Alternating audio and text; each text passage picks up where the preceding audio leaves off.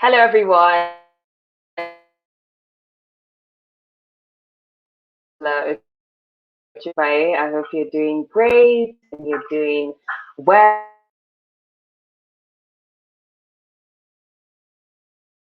Friends of mine that are away. One is in Canada, and the other is in the United States. Now, the first is Ofi Ejembi. Now, Ofi Ejembi is a sociologist by training, and he's also a broadcaster that is passionate about leadership and national development. And he stays in the United States of America. And I have Jake Effoduh, who is a lawyer, an academic, and also passionate about the future of Africa.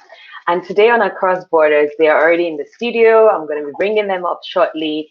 And our conversation is about COVID-19, a call to action for local solutions. COVID-19, a call for action, a call to action, sorry, for local solutions. So I'm going to bring it up Ofi at the moment, and then Jake would be right there. Hi, Ofi. It's good to see Hi. you. Hi, Angela. Thank you so much for having me on. How's it going? Not bad. You can see I'm all smiley, aren't I? Good to Same see you. here. Same here. Awesome. It's been a And while. yes, it has been. And of course, I have Jake in the studio. Hi, Jake. Good to see you guys. You guys don't look like it's COVID-19 season at all. Yeah? I knew you were going to say that. How would Anyone? people look during a COVID-19 season? How should I we don't look? know. When you look at the news, you see how people look. Fair enough. Fair enough. But I'm But happy Say to see you something. guys, though. I'm good, Ofi. it's Good to see you. It's Yes, so interesting that a lot of people, at least if you've been following the lockdown and staying at home, some people are actually even looking fresher, not looking as stressed as they used to be before, and probably spending more time resting at the same time. So yeah, anyway, it's good to have you both. Remember, I made a post on Twitter, and there was something that was mentioned by, I think it was Jake that said something on Twitter, and then Ofi responded as well. And I just love the way both your minds are, and I just seriously just want you to know that it's an honor to have both of you on board. You're both people that when I see the way you look at issues and how deep you are, and sometimes even how you analyze things, I'm just so grateful that I know you guys. So yes, we're gonna have this conversation today. I can see Ofi saying his head is swelling. Mine is like this. Excellent. Okay, so we will be right back and then we'll start on with the conversation.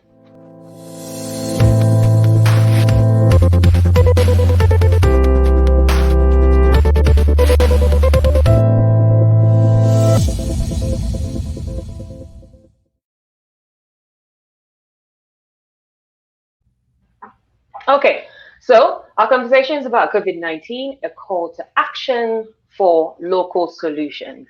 For those of you joining us on Facebook and on Twitter, please remember you can post your comments, your contributions, your suggestions, anything at all. Comments regarding our conversation. So please feel free at any point in time if you are live watching this with us. If you are not and watching this, as a recorded show, you can still do the same thing as well and get to respond to your comments. But before we, go on, just to let me just reiterate that there was a particular article that a man that I know called Emeka Anichebe. Now, Emeka Anichebe wrote this article, which was titled "The Evolution of Juju." Now, it is based on this article, which very soon I'm going to be playing the recording, and this recording was done by Across Borders child reporter Sage Ochu-Baiye. So she did the recording of the article, which we will play during the course of the show. So at least we'd listen to it, and then we'll continue, of course, with the conversation. But how are you holding up, Jake? in Canada and Ofi in America, are you guys doing okay? You're good? Yeah, doing fine. It's the impact has been quite great. As you do know, the United States is the most infected country right now.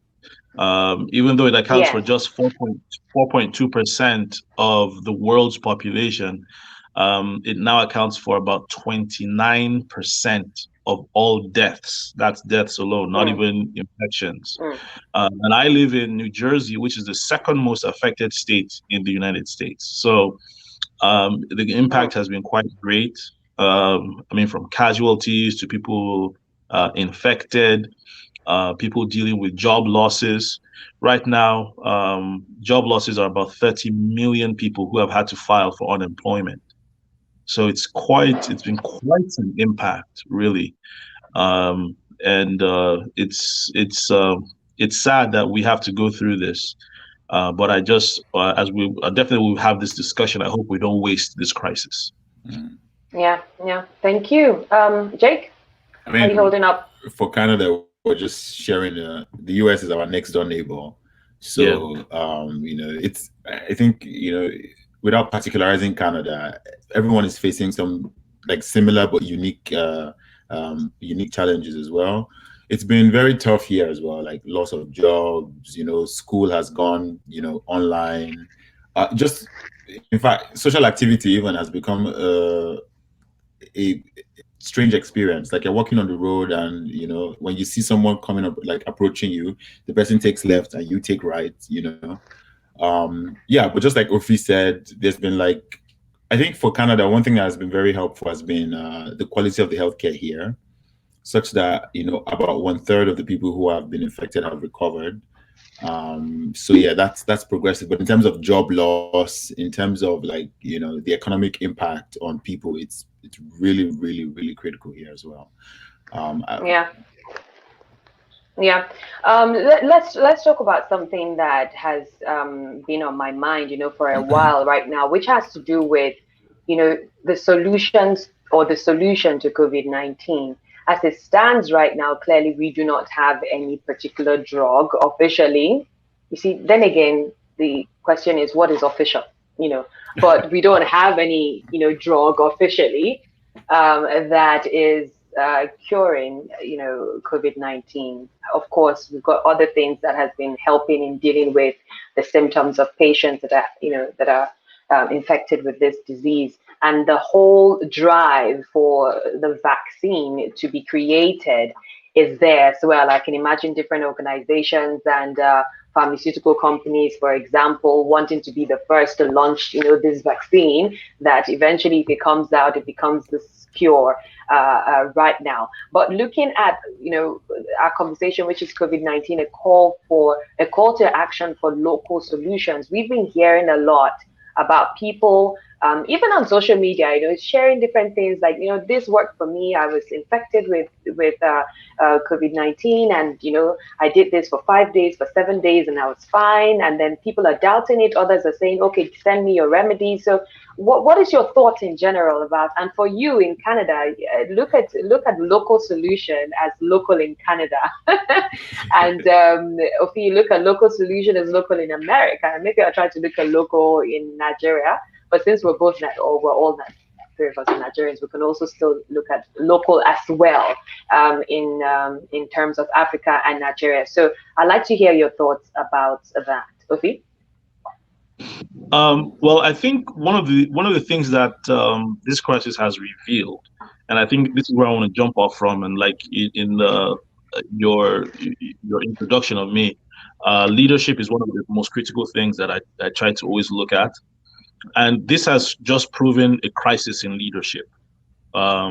Whether it's in Nigeria, in Europe, United States, South America, we're seeing some leaders rise to the fore, taking the bull by the horns, and we're seeing other leaders fall flat on their faces. And it's just revealing that beyond the fluff, beyond the rhetoric, beyond the initial gra, the results, the Mm, chickens are coming home to roost.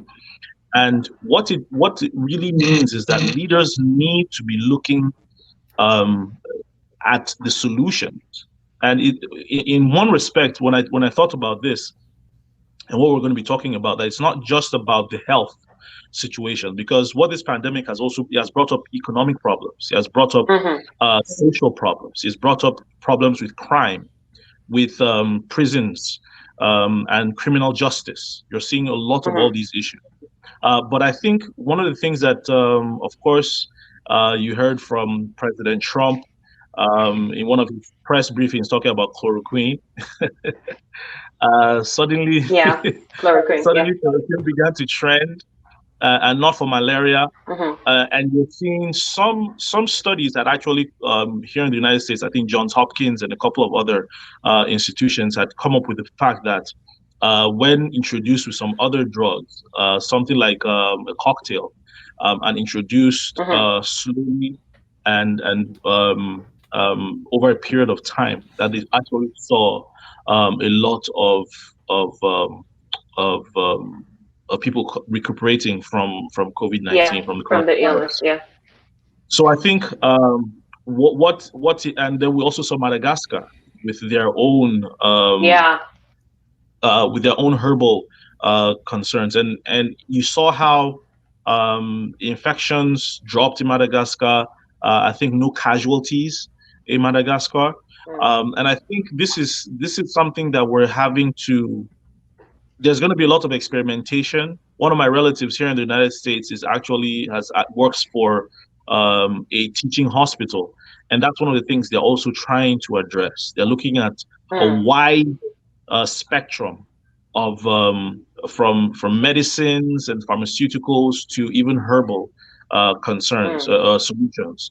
So I think this is one thing that we have to begin to address. Like you said, because we're all Nigerians, we're also very concerned about Nigeria. And I think it runs beyond just patriotism. Nigeria is this most populated Black nation on the earth. So if Nigeria takes the fore in certain things, it also provides a case study, a baseline for other African countries to follow. Unfortunately, we're not seeing local solutions. Nigeria doing that, at least from Nigeria.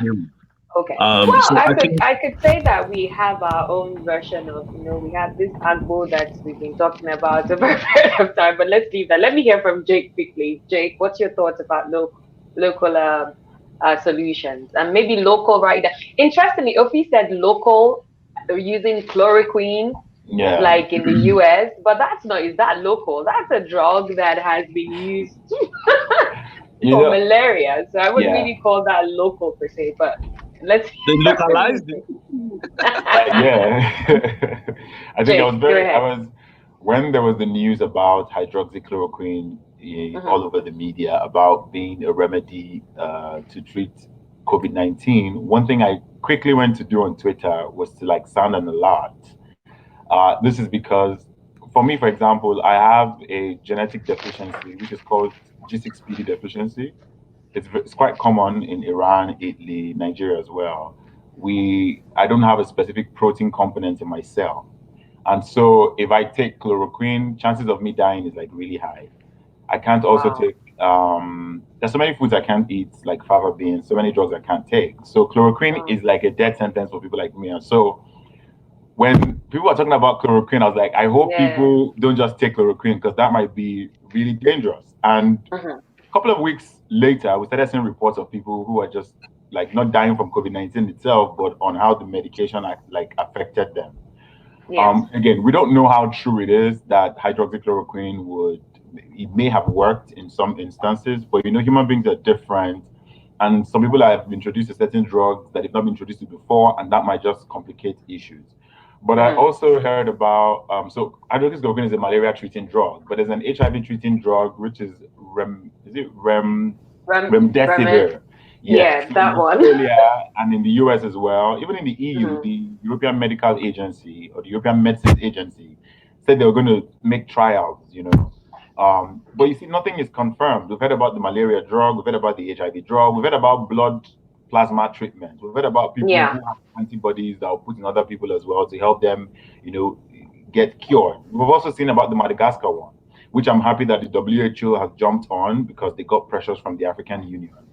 So I don't know if there's one remedy that would cut across everyone. I feel like Mm. remedies would vary in terms of people. It will also vary in terms of exposure. But Jake, Um, do you not think that sometimes it might also be about the understanding of what this is about? So, for example, I mean, Jake, I follow you a lot, and I remember there was a time somebody made a tweet. I'm not going to mention the person's name, and I think she said something about, maybe praying against the virus and saying that the virus should die or so. And you replied, and I think you yeah. meant well by just saying, oh, let me just put things in perspective for you that a virus is kind of like already dead, so you're not necessarily, if the virus needs to be placed in a particular environment for it to now become living. And then it also has a lifespan, right? So do you feel like sometimes people do not really understand that a virus is different from bacteria, which is different from fungus, Yep. and how it works. And you see, this also brings me back again to the question of using hand sanitizer as well, which is mainly for bacteria. So when we are using hand sanitizers on our hands, is it really working against the virus? So what's your thoughts about the understanding of the disease? It is very important. And I remember that tweet. They were like, oh, pray that the virus would die. And it wasn't like saying that prayers are not great. It was saying that, there are billions, millions of viruses around, right? And technically, COVID-19 is actually dead. It doesn't have life in itself. It's like a dead organism, virus.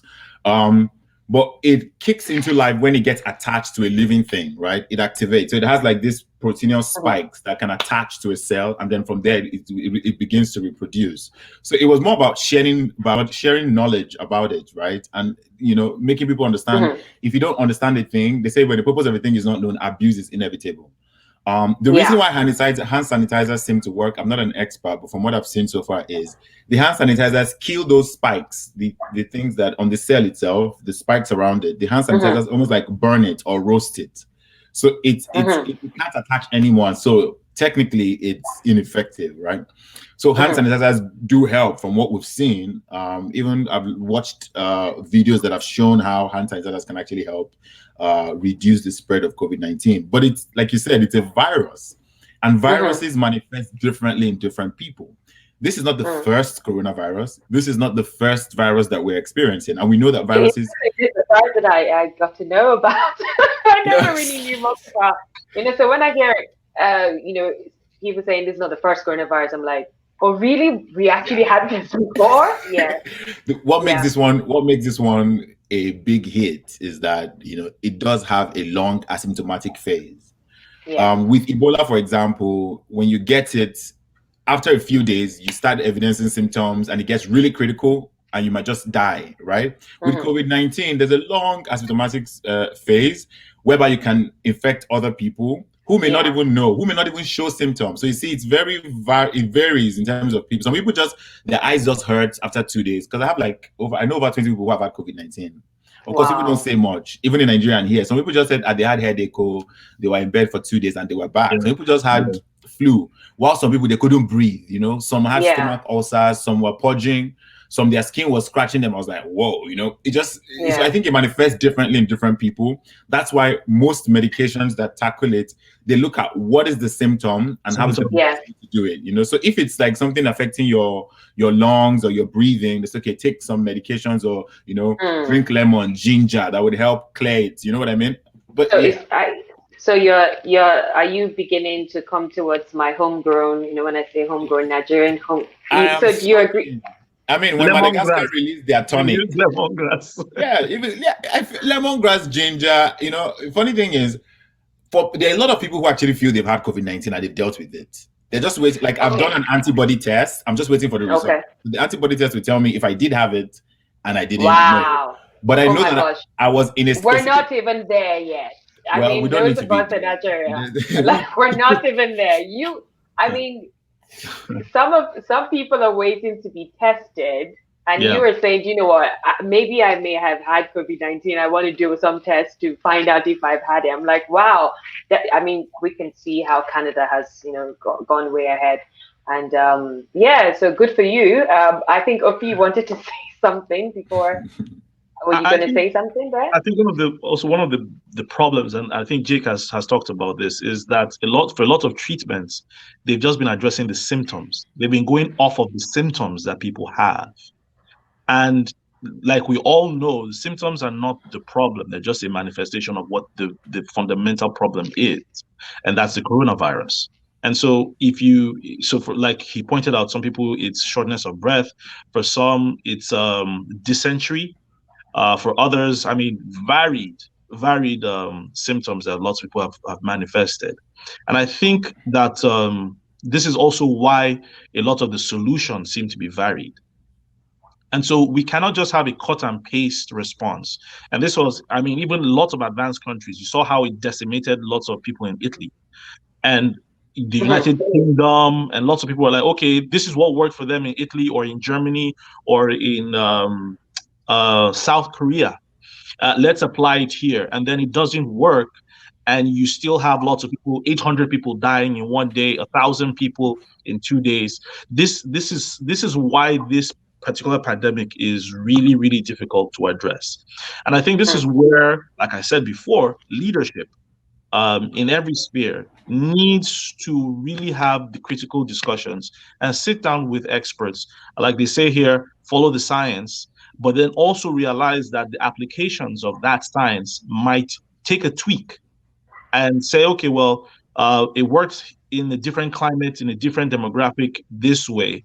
Let's see what applies to us here. I'm really, really excited about how they've handled it in Madagascar. And I think we need to study that. Okay, why did it work there? Why did it work?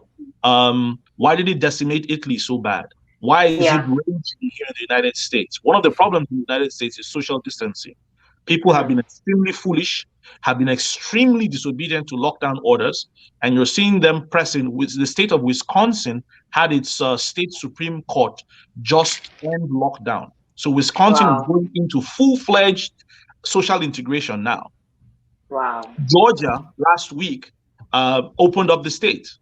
Of course, certain things are still locked down, but you're seeing that people are just flaunting lockdown orders. In Nigeria, the same thing. On May the 4th, when Abuja, Lagos, and I think Ogun State were reopened, you saw people are scrambling in downfall bus. People are pressing, thronging into banks. And you have to ask, what exactly are people thinking? What do people want? So these are some of the things that leaders in the health sector, in political leadership, has to say, okay, what is exactly going to work in this scenario? How do we apply and make sure that we keep people alive? Yeah. Okay. So before I play the clip, because we need to play that clip, and looking at the time, something that hits me every time is this conversation on herbal medicine and orthodox, medicine. And if we were to even leave COVID-19 alone, what have we done with our own herbal medicines, homegrown, maybe even in Africa, to place it in such a way that there's a standard so that it becomes orthodox? I'm like, medication that was orthodox, I'm sure it was unorthodox before. I see now I'm even mixing the words together. But it was something before it became the standard. Yep. Why have we not done anything with what we have? Why are we always playing catch up at the very last minute? Jake? I could answer that from an academic point of view, which would involve going back to history and highlighting how colonialism has sort of changed everything for us, which is still existing to today.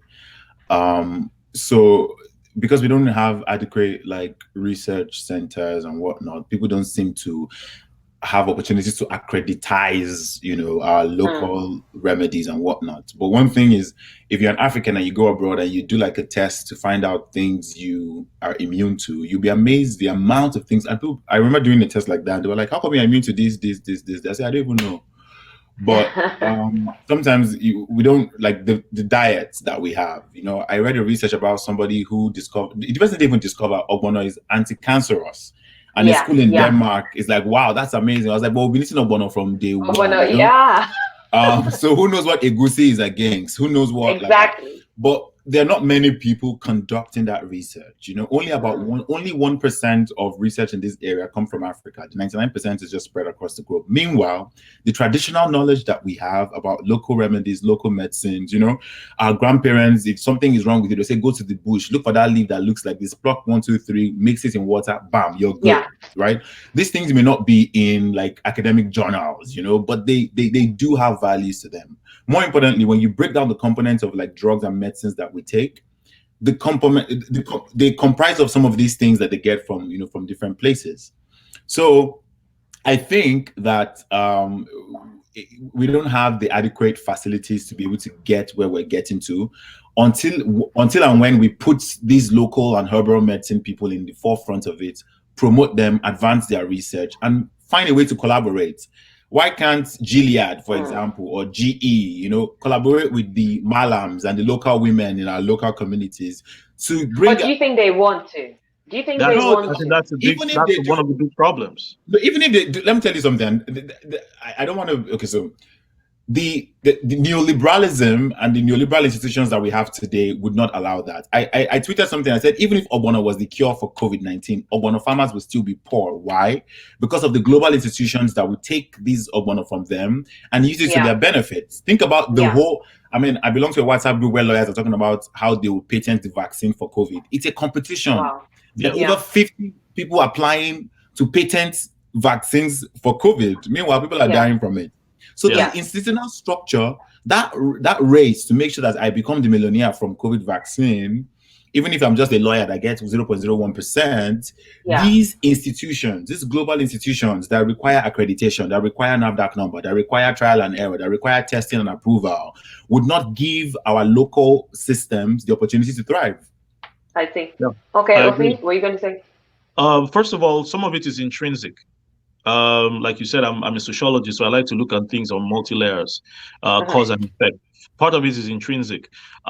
First of all, our how we transmit knowledge across generations as Africans has been utterly poor. It's one of the reasons we are where we are. We do not document things, and so but right now you can look at Leonardo da Vinci's writings on health. His paintings, we know where they are. We know how he transferred his knowledge from back in the 1600s till now. We do not do that. So ogbono sellers, the women who make agbo, they know exactly what leaves work, how to boil it, how to do all of that. But that knowledge is not transmitted in written form. It's oral.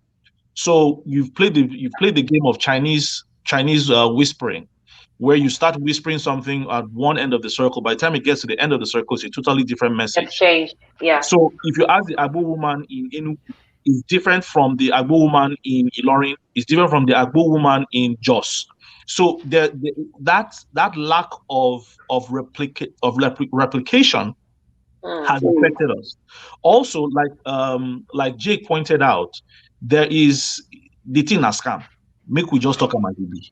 Okay. Why is it that Dr. Abalaka back in the day said he found a cure for HIV/AIDS? You see how they took him to the cleaners. Meanwhile, I have it on good authority that a lot of people in Nigeria, people with money, people with influence, visited him. As to whether they got cured, I do not know. But they patronized him.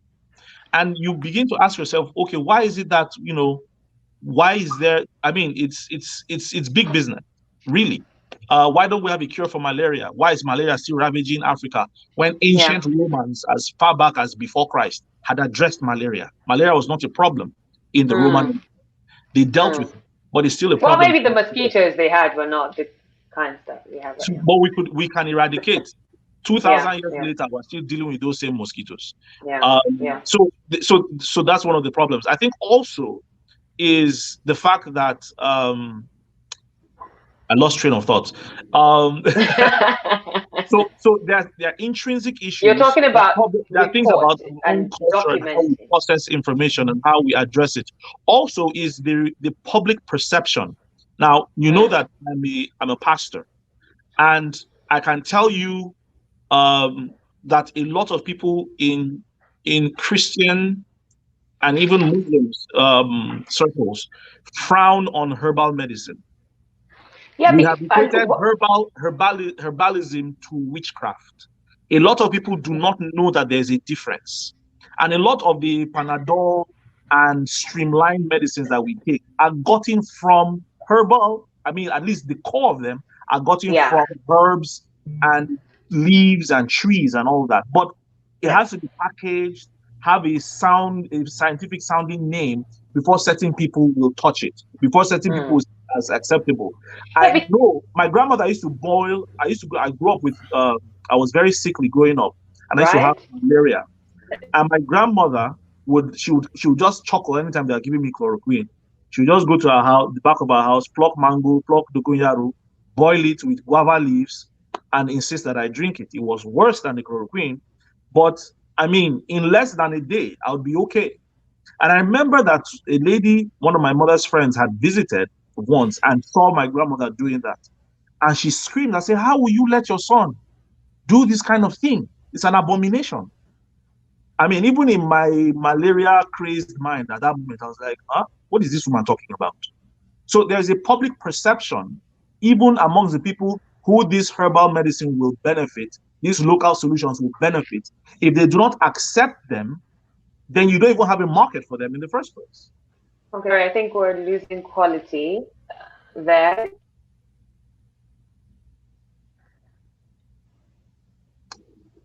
Ofi?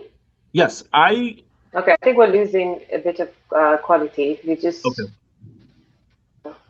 I can hear you guys having some hitches. Back. We're back now. Jake, I you can there? hear you loud and clear. Fantastic. So please go ahead, Ofi. Sorry about that. So I think it's the public perception also is a problem, where lots of people do see herbal solutions as witchcraft, as diabolical, and I think that it's this plethora of issues coming together that have stopped it. Some of it is intrinsic, some of it is extrinsic, some of it is the red tape and the bureaucracy and the corruption in the global market that wants to keep local remedies low. Like Jake said, people would rather sit on certain solutions for 10 years because they want to get the patents to them than actually see people's lives benefited. You look at insulin.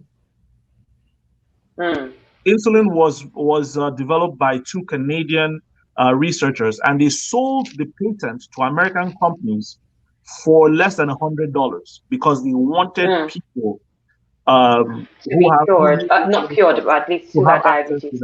Exactly, but see, right now people are dying, falling down and killing over and dying because they cannot afford insulin shots. There's a lot of conspiracy theory regarding pharmaceutical companies, people that are more interested in the economics of health as opposed to even the life of this human being. So a whole lot that we can talk about. But I think what you've said right now is a good premise for us to play this short recording that was done by a Cross Borders child reporter, Sage Ochu-Baiye. She did a recording about an article written by Emeka Anichebe titled The Evolution of Juju. And I'd like for us to take a listen to it. And remember, Jake and Ofi, this is going to be about you bringing in your thoughts on this clip. Right? Cool. Okay. So for those of you still watching and joining us on Twitter and Facebook, our conversation is COVID-19, a call to action for local solutions. And at this point, I'm going to be playing a particular clip for us to take a listen to. Stay with us. We'll be right back. The Evolution of Juju by Emeka Anichebe. In the olden days, when one was suspected of stealing or witchcraft, one was given the calabar bean seed to swallow to prove innocence. The order was to swallow it. Those who were afraid or knew they were guilty kept the seeds in their mouths, did not swallow it, and died. Those whose conscience had nothing to fear swallowed it and lived. Enter the Europeans, the Calabar bean extracted, active ingredients isolated. Ease wine, the active ingredients of the Calabar bean, is now called physiostigmine, a world-famous anesthetic. The active ingredient, when kept in the mouth for long periods, paralyzes the muscles and kills the person. Exactly what happened in Calabar. Once swallowed, the same ingredient is neutralized by the acid in the stomach. People who were afraid to swallow it because of fear and guilt died because of the active ingredient. People who swallowed it had the active ingredient neutralized. This is the scientific unraveling of juju. Fast forward to 150 years later, the Europeans have successfully turned ease wine into drug using in treating glaucoma. The African man still uses ease wine to hunt witches. Juju is simply crude science, undefined.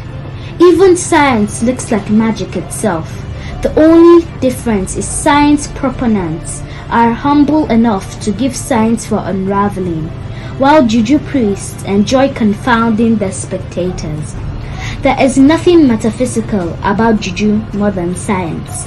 Keep an open mind about the role that our homegrown African traditional medicines, especially in the fight against coronavirus. Let's demand that NAFDAC and the NCDC keep experimenting in the labs with our homegrown solutions. That way, we will keep growing the naira and increase the value and faith we have in ourselves.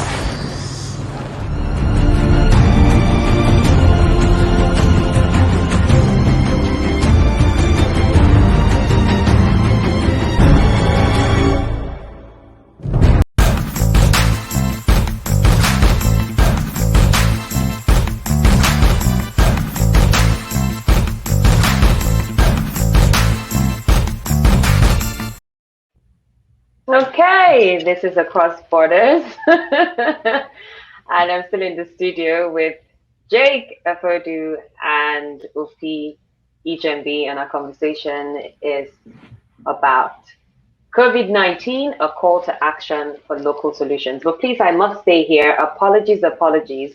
The author of this article is not Emeka Anichebe, it is Ebuka Anichebe. Ebuka Anichebe. I'm so sorry about that. Okay, so we got to hear Ochu-Baiye giving that nice report there. Now your correspondent is powerful, man. Powerful. That is. I hope you pay though. It's not free work. I mean, there are different ways we pay. We pay through kind, you know. You have a contract? Yeah,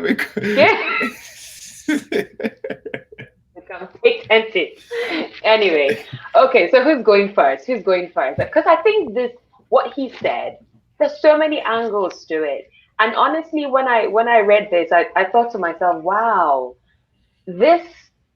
so I'm even asking myself that the juju priests then, did they know that they were psyching the people, or did they actually think that there was power in what they were doing? Did they even know that seed, was, yeah. Who's going first? I don't know. Well, of course, we won't know if they knew in that particular case. But when you sent that and I read it, I was like, wow. This was some really mean control, man. And I'm willing to wager that practice in some shape or form still persists in that part of the country, yes, as well as many others in different parts of the country. So it's not just about in Calabar or present-day Cross River State. But I'm pretty sure if we dig deep, there are instances where this sort of control, this sort of erroneous belief persists. I was born in Nigeria, but my family moved to the United States just before I was 2 years old. And then we left and came back to Nigeria when I was just before I turned 9. And I remember one of the things my father had said when we were coming back to Nigeria was that, there'll be lots of mangoes, that you don't have to buy mangoes, like there are mango trees everywhere. And you can pluck mangoes and eat too. Yeah, because you're from Benue State. Yeah. Land of mangoes. And I remember that when we came back, as soon as it was mango season, Omo, you need to see the way we were storming mango trees. Like they were not even ripe. They had not even fully formed. We were plucking. Like, no, no, no, you have to wait. You have to wait for anything to mature. And after it matures to ripen. And I remember one particular tree, my brother and I was 9, my brother was 6, would climb, pluck, Okay. sit on the tree. And then after a while, we noticed like this red thing hanging from the tree. And I noticed that nobody else used to go on that tree. And then they told us, you people are not afraid. There's juju there. There was something hanging from the tree, tortoise shell with Okay. bird feathers, with some skulls of a dead rodent. And I was like, well, we didn't know what juju was. We had never heard. Yeah. Up until that was my introduction to juju. Now, shortly after that, we never went back to that tree again. So it was interesting to find out that before we had an understanding of it, it didn't have any power over us. But as soon as we had an understanding of it, suddenly fear and trepidation became a part of our experience, and then it had power over us. And I think to a large extent, this has been our experience. Another discussion I saw on Twitter was that why didn't we use juju to overcome Oyibo people when they were coming to colonize us and to enslave us? Why did the juju not work then? Why did they? I see. Meaning that there was no. Yeah. Meaning there was no power. That there was the power that people thought the juju had was more of the fear of the unknown, or we just were not clear about it. So we suddenly think that it has power. But the moment we now know that there's nothing. What weaponized it was the fear, the belief in its power. That was what weaponized it. But looking at this thing, because I thought I wanted you to apply what you were saying right now to this Calabar bean seed and Israel. The people who were afraid and swallowed and did not swallow the seed died. So it was their fear. It was their fear that brought about the negative power of that seed. I mean, just like your correspondent told us, once it is swallowed, the enzymes in the stomach neutralize it. But if you keep it in your mouth, then that active ingredient goes into effect. So what I'm saying is that do you think that the juju priest then knew that this was actually had how the seed worked, or somehow you don't think so that they knew, right? I would say no. I could be incorrect. I mean, I don't know, but I would say no, because I don't think that 150 years ago that they had access to that information.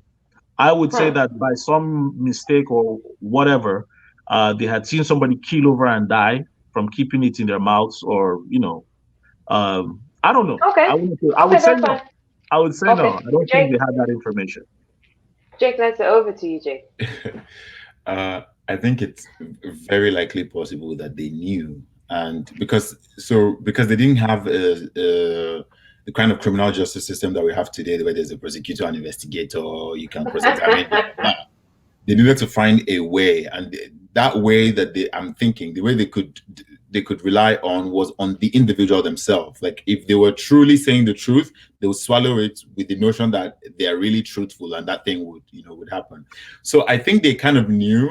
It must have been information kept within like a very close, neat circle. Maybe the chief priest or the high priest only passed that information to his child, who will become the next chief priest. But within the community, people just thought, it was this magic pill that and it did help. Like once you swallow it like this, once you swallow it, if you're guilty, you will die. The spirits would kill you. But then I knew that. I think it's something that, of course, they knew, right? They probably have so if you read traditional knowledge history, right? Most of our forefathers who were herbalists, right? They spent days and days and hours, even years, advancing the development of medicine. They spent months in the wild, in the bushes, combining leaves and testing woods and stuff like that. and trying it out on animals before they could use them on human beings, and it did solve a lot of problems. So I'm suspecting that our forefathers may have put that beans into the mouth of a goat, and if the goat died, they found the thing still in the mouth. But they discovered that the ones who swallowed it did not die. And they're like, oh wow, maybe there's something to it. So I'm suspecting that, of course, they knew about the efficacy of that Calabar bean, but they kept it out from the knowledge of the public.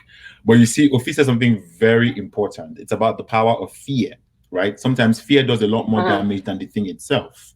In Nigeria, people who have died, like COVID-19. Yes, people who have died in Nigeria, the people that have died by law enforcement shooting them or one thing or the other, domestic issues, are way much more than people who have died from COVID-19 itself. So and this is the problem, right? Ofi said something around, I think instead of like finding new ways, new solutions, one of the promising prospects of COVID-19 is asking us to go back.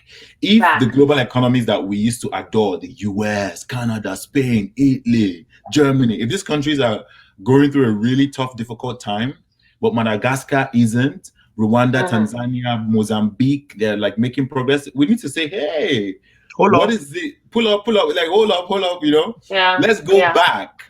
But more importantly, let's go back in time and go through the books. Let me tell you something. When Oyibo people started to go and research our traditional history, they discovered stevia. They discovered a sweetener from a plant that does not give out calories, but it's still sweet. Wow. Yes. It got so bad that Monsanto, a company in the US, wanted to patent basmati rice that belongs to the Indians. Of course, the Indians went to court and they gave an order against it. Remember how these guys from the US are trying to patent or trademark Hakuna Matata? The Swahilis in Tanzania said, "Are you crazy? Like, something we've been using, our forefathers have been using to." So you see, if we're not doing it, other people will do it. True. So the person who has patents to use ogbono to treat people now is from Denmark. Ogbono, that is our ogbono. Honestly. So honestly, we need to. I think there's a lot of evidence for us to say, you know what? Everything that we have, let's start checking. What does egusi do? What does ogbono? What does okra? Like, let's start checking. There are tons of trees, fruits, plants that don't even have names. Right? For example, in the Niger Delta, the Niger Delta region has the highest level of like unique species, the most unique species in the world. There are species of plants and animals that do not exist anywhere else but in Niger Delta. You know what I mean? So yeah, I feel like we need to go back. But of course, juju. When Ofi says something like, why didn't we use that juju against when the colonialists came? Is that juju itself has limits, you know? Hand sanitizer cannot wash your water. They cross your hair. Juju has maximum and minimum. You cannot use chloroquine to treat typhoid. So it's and I think it's the beauty of what we have in nature.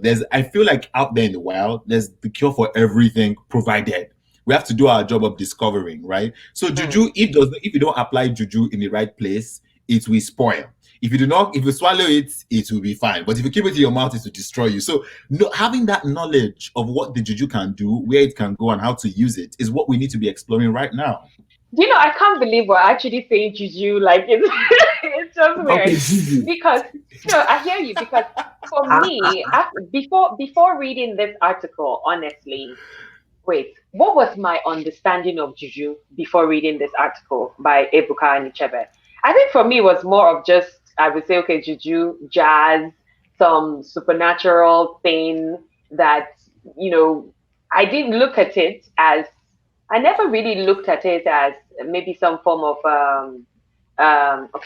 when you got magic and then you have, what's the other one for magic? When it's not voodoo. Magic, it's not voodoo. Oh. It's the other word for like deception, trickery. Trick. Thank you. Yes. Thank you. Like a trick. Trick. I never looked at juju as a trick. I actually saw it as maybe magic in that kind of way, right?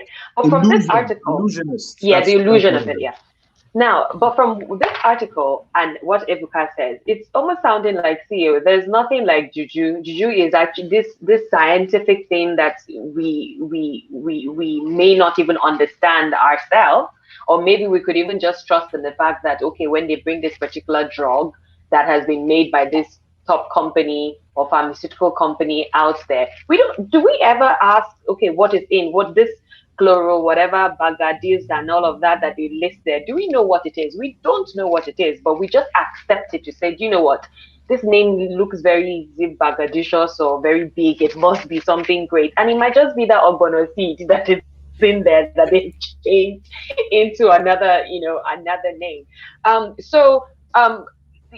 think my question now is, are you on the same level with Ebuka right now, saying that all forms of juju that we knew is actually not juju, is more of science, or there is juju that is different from juju? Is there a difference? I don't, this is what he has raised, what Ebuka raised is one case study. I do believe in the metaphysical. I do believe that there are evil forces, and I do believe that man has used evil forces because there are also good forces. And there's, for every yin, there's yang. For every good, there is evil. I don't think that we should. One of the things that I know is that for some people, they see the devil in every detail, and for some people, they want to totally bury their heads in the sand and say that the devil doesn't exist, or that he's just a cartoon character with a long tail, red pajamas, and a pitchfork. I do believe that there is the metaphysical, that there is witchcraft, that there is, all of that. I see. However, the same way I believe that there is a God that created the earth, that created man in his image and in his likeness, the same way I believe in Jesus Christ, but I also know that that same God has put a lot of responsibility on man. That a lot of times that we go crying to a God to do every single thing, he's looking back at you and say, well, look, I've already empowered you to do that. Do what you can, and I will do what you can't. It's the same way that evil forces also exist and also influence on man. But while I believe in the supreme being and I believe in a devil, what I'm trying to say is that I believe that a lot of the responsibility rests on man. That man is a god in himself. That man has absolved too much responsibility, has outsourced too much responsibility to God, or excused everything to the devil. And I think this is one of the things that separates modern societies from underdeveloped societies, where in underdeveloped societies everything good is God and everything bad is the devil. There is no human responsibility. That is absolute irresponsibility, and I think it's absolutely wrong. Where we get that, but to deny that evil doesn't exist, I'm not in that school of thought. You're not in that. This case study is one-off.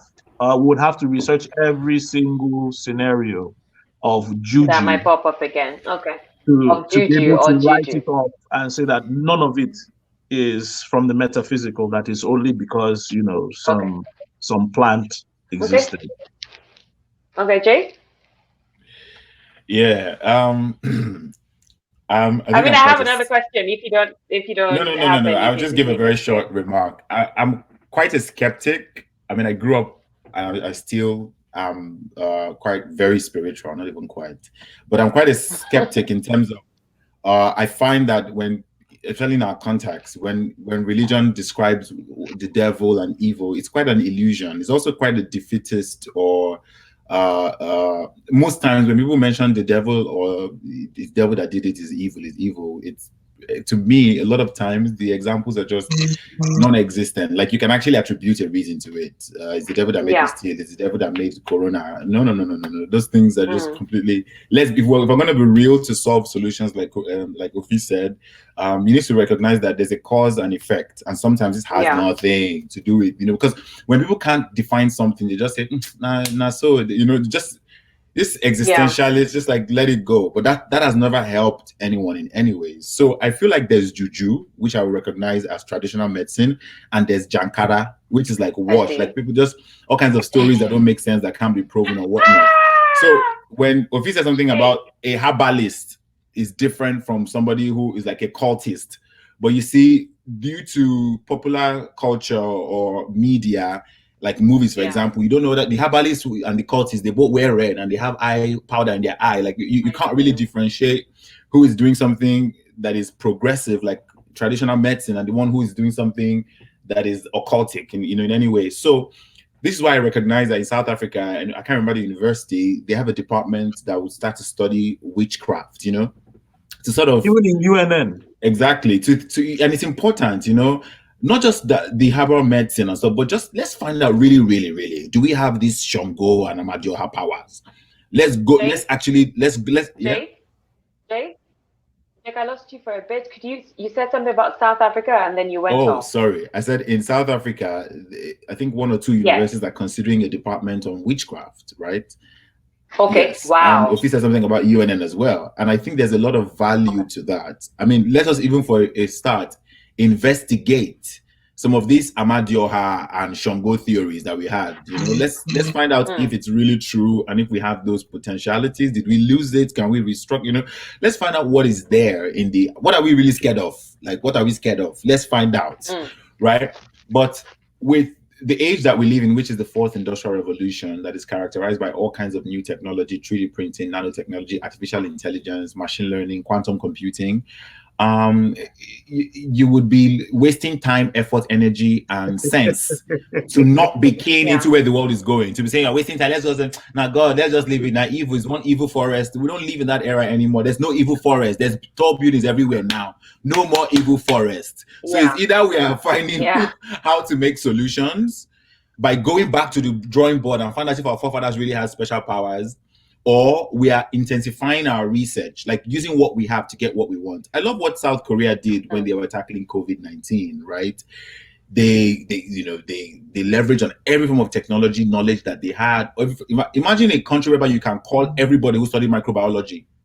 You call everybody, all of you come together. Oh yeah, what did you learn in 200 level? What did you learn? Oh yeah, every idea, every suggestion, they take it into consideration. Massive brainstorm.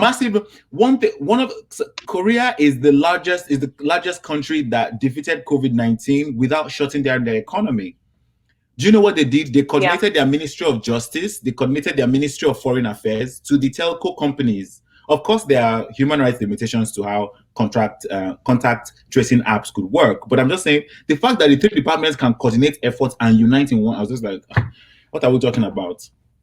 So I feel like COVID-19 let me interject here. Besides, they called Heung-min Son from Tottenham Hotspur. He had to go back home to go and do military service. So stop playing football. Come back. Come back. And it's important, right? I feel like COVID-19, they say in Igbo that the wind has blown and we've seen the anus of the cock, right? Come on. Like COVID-19 exposes what is already there. America lives in a very capitalist society whereby money covers everything. Money cannot cover bow leg. Money cannot cover, it will still show. Your bow leg will be apparent. So America is super rich, but its healthcare system is not able to meet up to its wealth. Canada, the whole Canada, is not as rich as South Florida. Yeah. Right? It's not as rich as just once. They're not that rich. But in terms of the healthcare system, my God. I remember when I walked in here and I had malaria. Yeah. You know what I mean? So that's the one thing that they are proud of here. We might not be fine, we might not have Las Vegas and Hollywood, but you see, hospital, we have hospital. We have this year alone, January to May, 217 medical professionals from Nigeria have been adopted into. No, I don't say adopted. I'm not adopted like they're adopted, but they're not. They now work. They co-opted. So I think there's value in investigating some of these theories that we've learned. Just like Ofi said, this Chinese. Yeah. So you mentioned Chinese. You mentioned the Asians. The Asians, nobody can take that from them. Like, those people are brainiacs. Their brains are operating on a different keel, on a different level. But they don't do away with the metaphysical. They have found ways to co-opt computer with Buddhism, Juju, all those things. All of it will work together. Jake, do you agree? Do you agree with that, Jake? I kind of agree but disagree. The only way, like, I agree that they've done, for me, neither the US or China is like the brainchild. It's like the standard. I mean, China is progressive in terms of technology and whatnot, but their human rights records are shit. China has lied several times without number in terms of how it dealt with coronavirus. It's actually supplied US, Canada, Italy with masks that was fake. They just used paper and add fabric on top. Like, you know what I'm saying? So it's a combination of different things. You know, they're progressive, and we need to look at them as idols in these areas. But in some areas, I wouldn't really rely on China, right? The one issue I'm talking about is about the metaphysical, that you don't have to pick and choose between modernism and the metaphysical. There is a limit to which computers and technology and sense and brain will reach. Now, does that negate the metaphysical? No. There is a limit to which engaging in the metaphysical it can't take you to the moon. It can't build a car. It can't do any of that. So what I'm saying is that you don't have to pick and choose. I think a lot of people who argue for or against this do ourselves a disservice when we say it has to be one or the other. You can, for example, I believe in faith. I believe in the Christian faith. But it in no way has stopped me from working and building my mind and building my capabilities as a broadcaster, as a sociologist, or as a consumer of knowledge. I don't think that you have to pick and choose. That's basically what I'm saying. Of course, I know China's human rights abuse we have not even scratched 1/10 of it. If the day we will really open that country up, we will all fall down and just we'll keel over in surprise, you know. But I think we do ourselves a disservice when we try to pick one over the other. And I know that typically it is the way we've been, where you have one generation that was God, church. The next generation is so disgusted with that they actually go into the opposite direction. We don't want anything to do with God. We are atheists. We don't want anything. And you can understand. Then you see the next generation after that will now say, "Oh, God." Because yes, but let's investigate so much. Yeah, you're right. So what I'm saying, so basically what I'm saying is that, just like you pointed out this fourth industrial revolution, we must prosecute that. We must do that. And as a country, Nigeria, and in fact, as a I think we're not doing that. Definitely back in. We cannot also.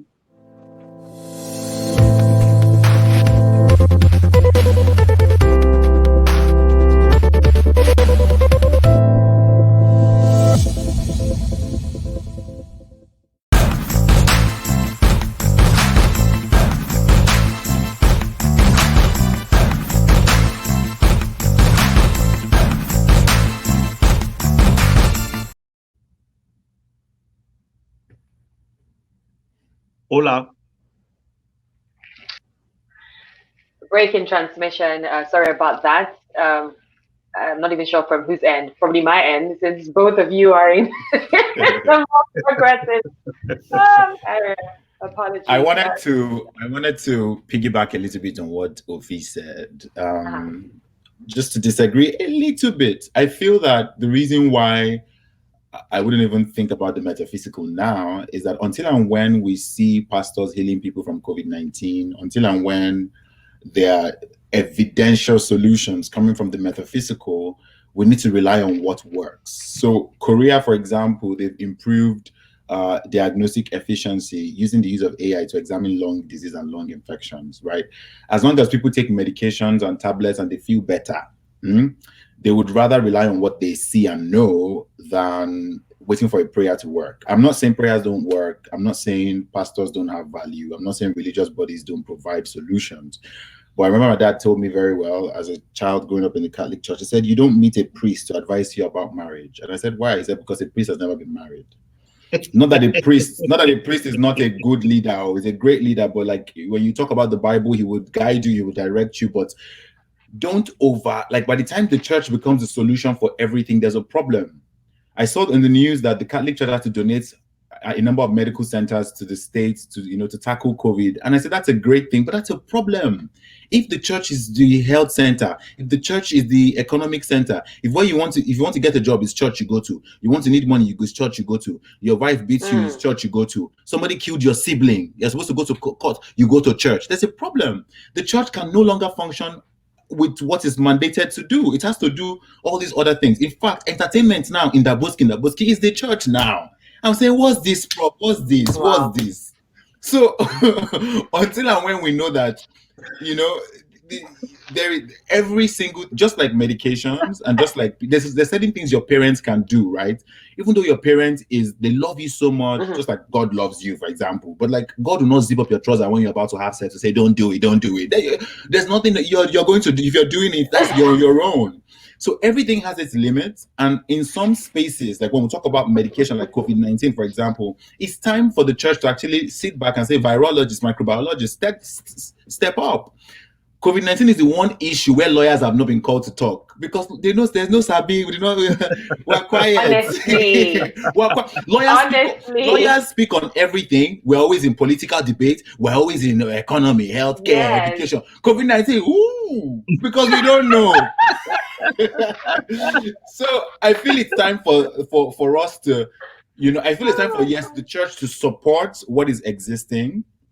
And, you know, and give more light to say, hey, science is valid.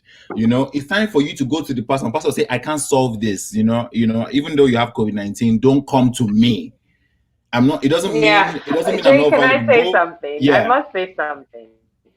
I must say something here.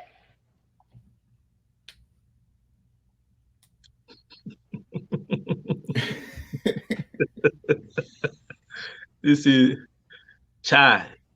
There is God. There is God. Okay, I think since we're waiting for our moderator to go. So this is internet issues. Yeah. Wow. Okay. Wow. She's getting in. I think we can hear you now. Welcome Angela? back. Wow. All right. Angela. Oh man. But okay, let me say this. I agree with the point that you made, you know, like the church or any other institution can't be everything that it was not meant to be, you know. And I think like I said earlier, and this has been the one thing that I've held from the very beginning of this, is that this thing is just exposing, like you said, the air has blown and the posterior of the avian creature has been exposed. So we're seeing the sort of leadership that we have absolutely, in politics, in religion, in health, in education, everything. You are seeing the ilk of people, and that's what leadership really is about. So trying to leadership is for reconnect. crisis. I don't need a leader to tell me how to just get into my car and drive to.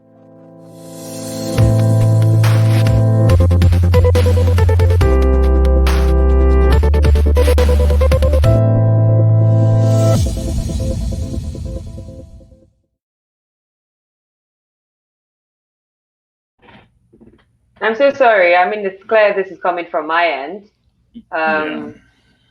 It's all right. Yeah. Sorry about that. Sorry about that. I heard of you was when you said that pastors probably need to get to a point where they're telling their congregation or maybe somebody coming to them for some cure and saying, you know what, I can't cure this, I can't do this, I can pray for you, right? But I can't, do this. And I'm sure Ofi has something to say regarding that. But it's interesting as well that when the lockdown was opened for roughly about 2 weeks, like 2 weeks ago, there was someone that I saw, which is also in that field of like a pastor to some extent. And I remember that on her page, she did say that, please, nobody, don't come to my house. I'm not going to come to your house. And I found that very shocking because I thought that, for someone who was maybe not like I found it shocking, but the statement, imagine like I don't know, maybe a pastor just saying right now, do you know what? Nobody, don't come to my house. I'm not coming to your house. Stay wherever you are, and all of that. I felt like maybe there was a subtle way that it could have been said to show that I feel your pain, but let's do this in this right way. But it just came across like, just let's cut off completely.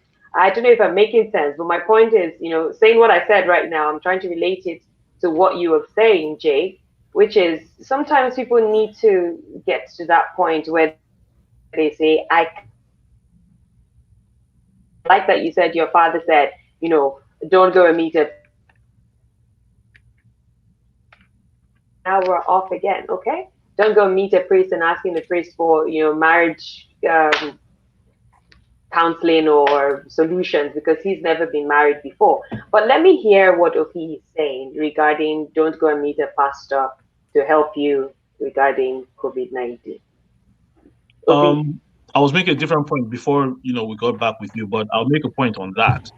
Well, in this situation, I also beg to differ with that. I have I've prayed for 3 people. I've prayed for 3 people. Myself, my wife, my pastor. We've prayed for 3 people in this COVID situation, and all 3 of them have recovered. Only one of them had access to medical facilities. Okay. So I could say 2 people did not have access to medical facilities. I also know of a couple of other people too who were prayed for, and they were healed. So while of course the greater preponderance of people that we know who have recovered from COVID-19 have been, in the context of being in hospitals taking medication. There are also people who have not and have recovered. So, do I write off? Am I a pastor that writes off medical care? No. Am I a person who looks down his nose at people who take medication? No.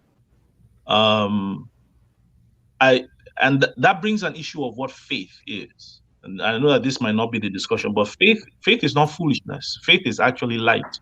Faith is knowing what you should do in that situation.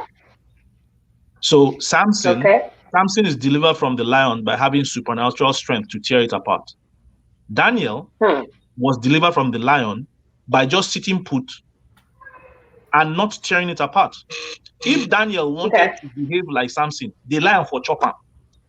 I think. And if Samson wanted to say, I'm waiting on the Lord, like Daniel did, the lion for chopper. So that's what faith is. That's what faith is. Faith is knowing exactly what you should do, not what Jake did or what Angela did. It's what you should do. What you should do. Okay. I know people who have stopped taking medication and died. Because it was not personal. They heard what happened to somebody else, and then they decided to, and they jammed it. God was still looking at them and say, well, I didn't send you on that mission. That was not what I sent you to do. So point taken, because we're looking at the time, we need to wrap this up, and I think Jake is also trying to clarify his point here because I'm not sure that was what he meant. Yeah, I do. I mean, I'm very respectful of people's freedom to have or hold a belief, and I am not adverse to faith or in any way. I just feel like it's not in the place of pastors to think about a curative solution to COVID-19. The reason why it's hard to follow is because the dangers are just really crazy. Dubai, which is like super Muslim, right? They reopen their economy, not the mosques, because they know that the infection rate would increase. I'm not trying to just cite a religious example, but if a person, there are people who have recovered from COVID without prayer. So it's difficult to say, oh, it's the prayer that made them recover. If the prayer is the solution, then why don't we go to the isolation centers and pray for everyone so that people just start getting cured? But that's not going to happen, and people have died even with such prayers. So again, I'm not trying to object solutions. I think whatever works, if prayer works for you, or drugs work for you, but there are certain solutions that have worked all through, right? You know what I mean? When it comes to treating certain diseases, for example, in Singapore, the infection started in the church, and no matter how much they prayed, none of the people who none of them survived. The ones that had the first impact, right? So it's difficult to sort of make prayer the point, not just because it can't be proven. Is the dangers that comes through. The person who is in isolation center receiving medication says, let me go. Ndaboski says they can heal, and they leave and they go, and let me go, and then that becomes a problem. Or this idea that, Odeshi, you have the blood of Jesus, I can't be infected. No, you're a human being with skin and flesh. You will get old automatically. You will fall sick because you're a human being. All this, I don't get sick. These things are like, we begin to romanticize the value of what the church or our religious body are supposed to do. So I feel like until we see a pastor that can heal people and goes to the centers and is taught and moves, until and when we see that exemplify itself, I think we should stick to what works and what works only. Again, not undermining the value of having faith. Because even when you take drugs, you need to obviously have faith and believe that they would work.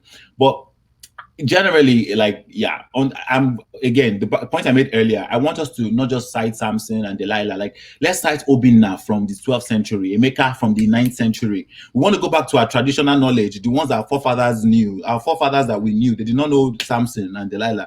They knew Obinna, and Obinna was in Madagascar, the drugs that they combined together came from traditional knowledge. If we have those documented, so let's start documenting now. If you don't document, they'll document it for us. Our Bono has gone. Before you know it, Egusi will go. So let's go back. So let's document. Let's document them. That's the point I made earlier. That so much of our history, of our culture, is orally transmitted. You're right. So can we give some let's wrap this up because we've gone past 1 hour. Yeah. What advice would you give right now to the leaders of, should I say, homegrown solutions, or the leaders? Okay, let me do this. The very last part of that article that was written by Ebuka Anichebe, I'm just reading from another screen, says that keep an open mind about the role that our homegrown African traditional medicines, especially in the fight against coronavirus. Let's demand that NAFDAC and NCDC keep experimenting in the labs with our homegrown solutions. So NAFDAC right now, NCDC, we can look at them as maybe the leaders to some extent around that health area. What advice would you give to these guys right now regarding our own homegrown solutions? Exactly what Ebuka said, that you need to look inwards. I know that the secretary to the federal government was asking for Madagascar to send some of their tonic down. And I think this is a situation. I think Nigeria has received some, or at least approval to receive some. So. Okay, exactly. So we're getting foreign aid from Madagascar now. Are we not the giant of Africa? And is there anything wrong with that? Are we not the giant of Africa? So empty vessels make the loudest noise. Empty vessels, we're just big for body. So the thing is this: we need to look in. And as the son of a lecturer, one of the issues that ASU has always been pushing for, I know they push for salaries, they push for allowances, they push for money. One thing that they have insisted on. Are we still the giants of?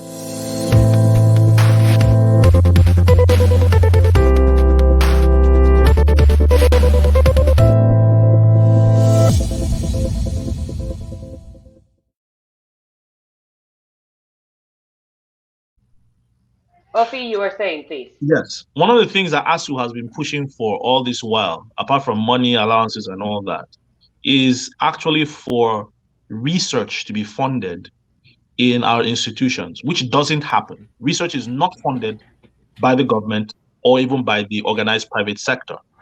So we are, and if there's no research happening in your universities, you can that entire society is not researching. Because even in the modern world, even in the developed world, the core of research happens in ivory towers. It's not happening in Nigeria. So we're already back decades. Now, the next best time to have planted a tree is today. Should have done it 100 years ago. But the next best time is today. Unfortunately, and I was saying this on Twitter, and I don't want to sound negative or, pessimistic. I don't see it changing, because for change to be lasting and to be impactful, it has to be organic. It's just like when you want to save money. When you want to save money, most people want to save money when they don't have money. I've chopped my salary. I should have saved. Let me save. I swear, the next time I get money, I'm going to save 80% of it. The next time you get money, that same person is going to blow it, because it's not organic. We're running out of time, Ofi, and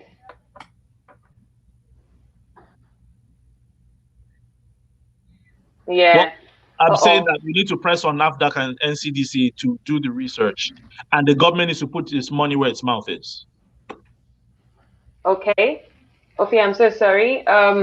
We need to shut this down right now. I think it's getting worse and getting worse.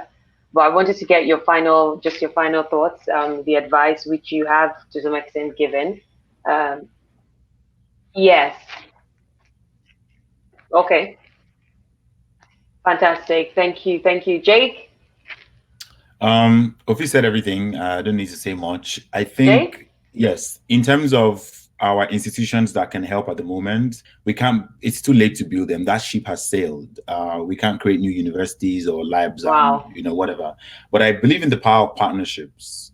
For example, COVID-19 affects the world. It's not localized, it's quite a globalized issue. So if not just government, I think COVID-19 presents an opportunity for individuals, government, organizations, NGOs, parastatals to see how they can leverage on partnerships to say, we have local ingredients that we can use, even though NAFDAC does not approve it yet, or even though they are slow. Where can I take these ingredients to abroad and get the accreditation that I need, that WHO would recognize and would, improve the state of people who are living with COVID-19. So people don't have to be localized in their perspective when it comes to dealing with COVID-19. Think about, what do you have and what can other people have that we can partner with and provide a solution. So instead of waiting for NAFDAC to approve, waiting for government to look inside, don't wait. Take what you have, look for who is doing what you.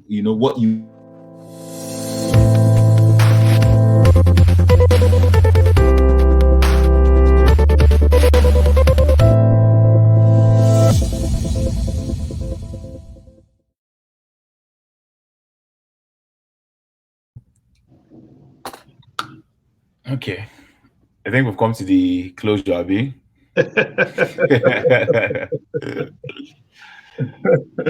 Yeah, but I like that last point you're making about partnerships. In order to help local, you might have to look outside of local.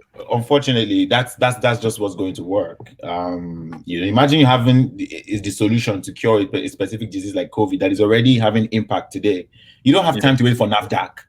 Go straight to WHO research center. Go abroad.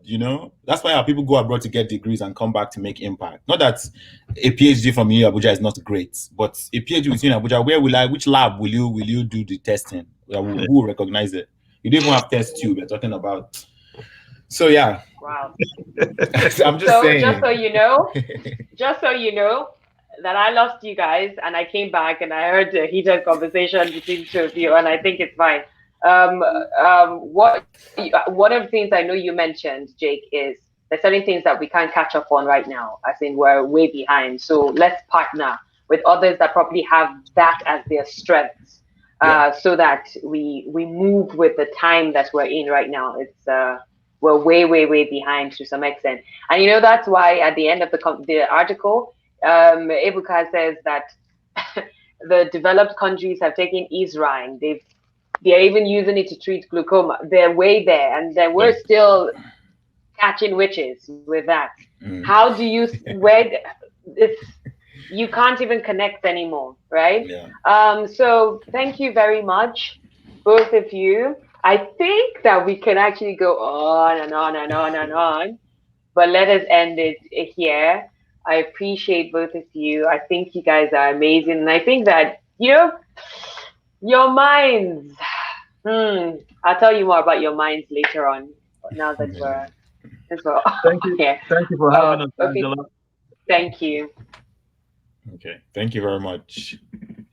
Okay, so we're going to have more of these conversations, hopefully in the nearest future. But Ofi, please keep safe. Jake, please keep safe as well. And you know, when the lockdown is over, maybe you find a way to come and visit us.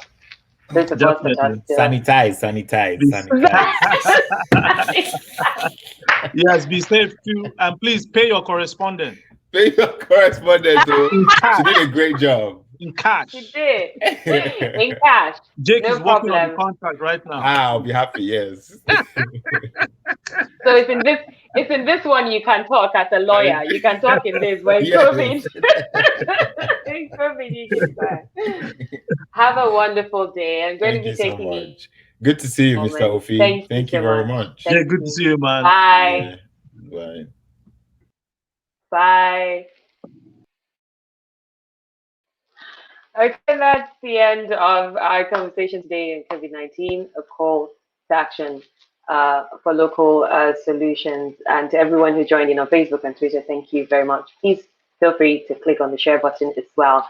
And we're going to be uploading this video on Twitter, sorry, on our YouTube page. So you can search for it later on. So have a wonderful day and God bless.